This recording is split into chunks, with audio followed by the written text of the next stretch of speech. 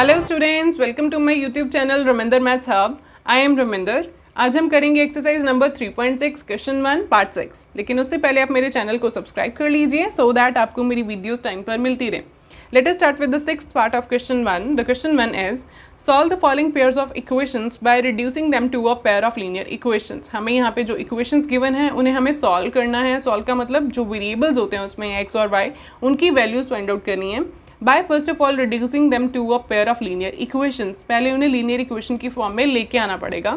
देखिए sixth part में equation कैसी है, 6x + 3y is equal to 6xy and then 2x + 4y is equal to 5xy। ये जो इक्वेशंस है ये लीनियर इक्वेशन की फॉर्म में नहीं है, क्योंकि लीनियर इक्वेशन हमारी कैसी होती है, a1x + b1y is equal to c1 and इसी तरह से a2x + b2y is equal to c2। लेकिन यहाँ पे a1x b1y तो ठीक है, 6x + 3y, a1 is 6 and b1 is 3 here, और साथ में इज इक्वल टू होना चाहिए कांस्टेंट। कांस्टेंट का मतलब जो free of x and y है, मीन्स जिसके साथ कोई वेरिएबल नहीं है। लेकिन यहाँ पे जो हमारा तीसरी जो टर्म है जिसे कांस्टेंट होना चाहिए था, उसके साथ वेरिएबल जो है वो मल्टीप्लाई में है।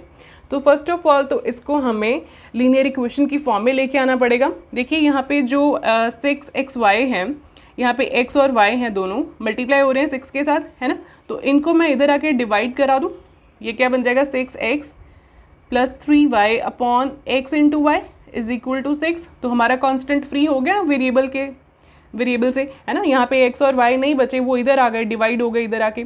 तो अब ये क्वेश्चन वैसा ही बन गया जैसे हमने फिफ्थ पार्ट किया। उसमें क्या किया था हमने, जो डिनोमिनेटर है, जो वेरिएबल था डिनोमिनेटर में, उसको हमने न्यूमरेटर की दोनों टर्म्स के साथ सेपरेट करके डिवाइड किया था। ऐसे ही था, ऐसे किया था हमने 6x upon xy + 3y upon xy is equal to 6, है ना। ऐसे ही किया था हमने कि अगर हम एलसीएम भी लेते हैं दोबारा से, xy एलसीएम आएगा तो यही इक्वेशन बन जाएगी, फाइन। तो हाँ, ये बिल्कुल हमने ठीक किया जो भी किया यहाँ पे।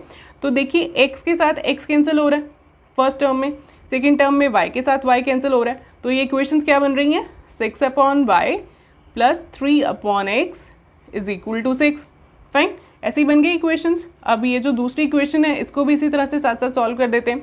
ये बन रही है 2x + 4y is equal to 5, और ये जो xy है ये इधर आके क्या हो जाएगा, इधर आके ये डिवाइड हो जाएगा। यहाँ पे मल्टीप्लाई हो रहा है ना, बीच में कोई साइन नहीं है इनके, तो मीन्स मल्टीप्लाई का साइन है, तो इधर आके ये क्या हो जाएंगे, दोनों डिवाइड हो जाएंगे, सिर्फ कांस्टेंट बचाएंगे हम इधर, ठीक है। तो अब इसको भी ऐसे ही डिनोमिनेटर को दोनों न्यूमरेटर की टर्म्स के साथ हम सेपरेटली डिवाइड कर देते हैं। तो ये डिवाइड होने के बाद कैंसिलेशंस हो रही हैं, एक्स के साथ एक्स कैंसिल और वाई के साथ वाई कैंसिल। तो ये बच रहा है 2 upon y + 4 upon x is equal to 5, ठीक है। अब इन दोनों इक्वेशंस को हम कैसे लिख सकते हैं, ये वाली इक्वेशन को लिख सकते हैं 6 × 1 अपॉन वाई, है ना, क्योंकि 6 × 1 इज 6 एंड यहाँ पे कुछ नहीं है, 1 लगा देते हैं, 1 × y is y + 3 × 1 upon x is equal to 6। और दूसरी इक्वेशन को भी 2 × 1 upon y + 4 × 1 upon x is equal to 5। अब क्या करेंगे, 1 अपॉन y दोनों इक्वेशंस में है और 1 अपॉन x भी दोनों इक्वेशंस में है। इनको हम कुछ वेरिएबल पुट कर देते हैं, ठीक है। Let us say put 1 upon y is equal to a and 1 upon x is equal to b, या फिर a b या u v s t, जो मर्जी हम पुट कर सकते हैं, कुछ ना कुछ वेरिएबल ही आएगा, ठीक है। तो 1 अपॉन y को जब हमने a पुट किया तो देखिए ये इक्वेशंस जो हैं ये अपने आप लीनियर इक्वेशन की फॉर्म में रिड्यूस हो जाएंगी, fine. So first is 6 × 1 upon y that is 6 × a + 3 × 1 upon x that is 3 × b is equal to 6। तो ये इक्वेशन हमारी बन गई 6a + 3b is equal to 6, fine.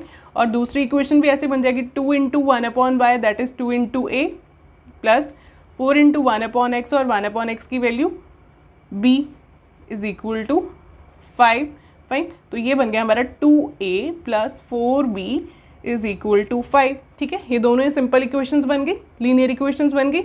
अब हम देखते हैं ध्यान से, अगर फर्स्ट इक्वेशन ये वाली को देखें, यहाँ पे इसको नंबर 1 एंड नंबर 2 मार्क कर लेते हैं, क्योंकि जब a और b आएंगे तो यहाँ पे पुट करेंगे तो x y भी हमारे आ जाएंगे, ठीक है। तो ये जो इक्वेशन है यहाँ पे मैं देख रही हूँ कि सारे जो हैं ये 3 के मल्टीपल्स हैं।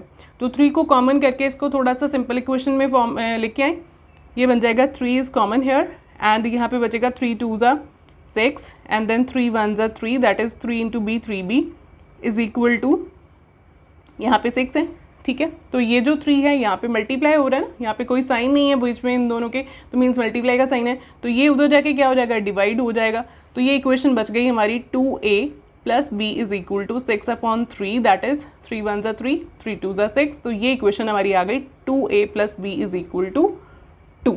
फाइन, अगर हमारा कुछ कॉमन निकलता है इक्वेशन में से तो हम डेफिनेटली निकालेंगे, इजी इक्वेशन की फॉर्म में उसको रिड्यूस करेंगे, ठीक है। तो ये इक्वेशन नंबर अब हम मार्क कर देते हैं नंबर 3, और यहाँ पे तो कुछ कॉमन नहीं है, यहाँ पे तो है कॉमन लेकिन उधर जाके फिर यहाँ पे नहीं हो रहा ये, है ना। अगर 2 यहाँ पे कॉमन निकाल लेते हैं तो 5 के साथ 2 डिवाइड हो जाएगा, तो कटिंग नहीं होगी उनकी, क्योंकि 5 इज़ नॉट मल्टीपल ऑफ 2। तो इस इक्वेशन को हम मार्क कर देते हैं नंबर 4 इक्वेशन। ये दोनों इक्वेशन हमारे पास आ गई लीनियर इक्वेशन। अब इनको सॉल्व कर देते हैं।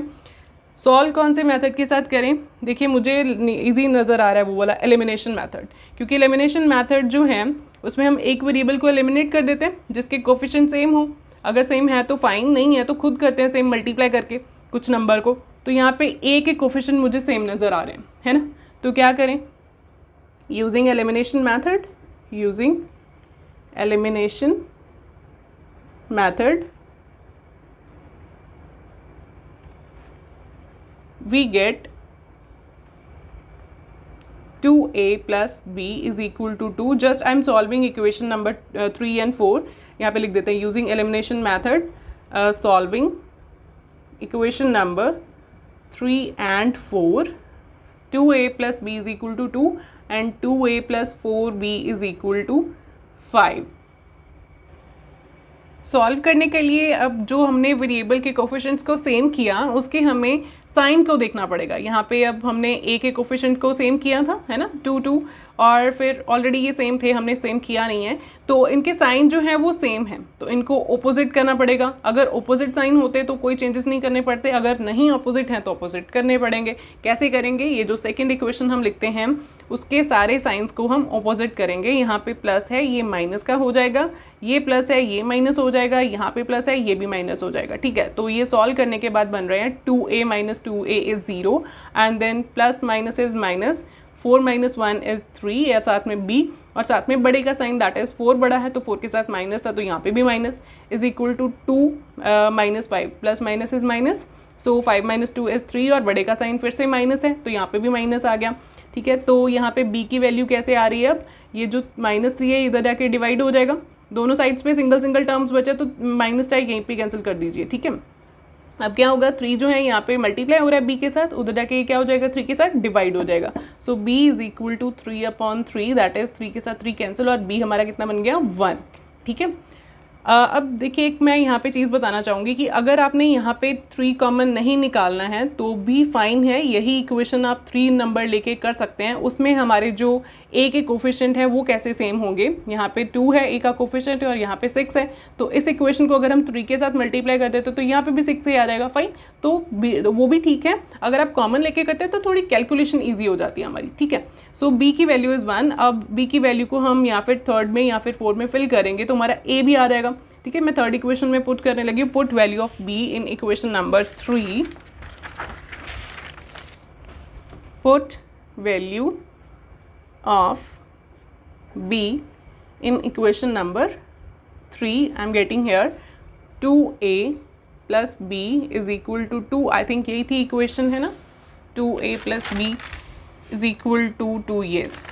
देन अब यहाँ पे b की वैल्यू को 1 पुट करें तो 2a plus 1 is equal to 2 and this is 2a is equal to, ये 1 उधर जाके माइनस हो जाएगा, सो 2 माइनस 1 इज, ये प्लस का था इधर, ये 1 इधर जाके ये माइनस हो गया, 2 minus 1 is 1 and 2a is equal to 1। अब a की वैल्यू के लिए 2 और a आपस में मल्टीप्लाई हो रहे हैं, बीच में कोई साइन नहीं है दो नंबर्स के, मीन्स उनके बीच में मल्टीप्लाई का साइन है, सो a इज इक्वल टू 2 इधर आके फिर डिवाइड हो जाएगा, इधर ये मल्टीप्लाई का था, सो a की वैल्यू हमारी आ गई 1/2। देयरफॉर अब a और b की वैल्यूज़ को हम फर्स्ट और सेकेंड इक्वेशन में पुट करेंगे तो हमारी x y भी आ जाएंगे, तो हम यहाँ पे लिख देते put values of a and b in equation number 1 and 2। Equation number 1 थी हमारी 1/y is equal to a, means 1/y is equal to 1/2। अब इनको क्रॉस मल्टीप्लाई कर देंगे तो y आ जाएगा, हमें 1/y नहीं चाहिए, हमें y चाहिए, ठीक है। तो that's why in cross multiply कर देते हो ये आ जाता है 1 × 2 is equal to 1 into y, है ना, इधर जाके ये मल्टीप्लाई हो रहे हैं, तो ये बन रहा है 1 into 2 is 2 is equal to 1 into y is y, तो y की वैल्यू हमारी बन गई 2। फाइन, तो ऐसे ही हमारा दूसरा जो इक्वेशन था 1/x is equal to b, तो b की वैल्यू हमारी कितनी बनी है, b की वैल्यू हमारी 1 थी, तो 1/x इज इक्वल टू 1 और x इधर जाके मल्टीप्लाई कर दे, तो 1 is equal to 1 into x, that is 1 is equal to 1 into x is x, so x की वैल्यू भी आ गई। देयरफॉर सोल्यूशन क्या बना हमारा, x is equal to 1 and y is equal to 2 are the solutions of the given equations. Fine, इसके साथ हमारा ये जो पार्ट है नंबर 6 ये ख़त्म होता है। अगर आपको कुछ डाउट्स हैं तो प्लीज़ कमेंट सेक्शन में लिख दीजिए और साथ मेरे चैनल को सब्सक्राइब कर लीजिए। Thank you so much students.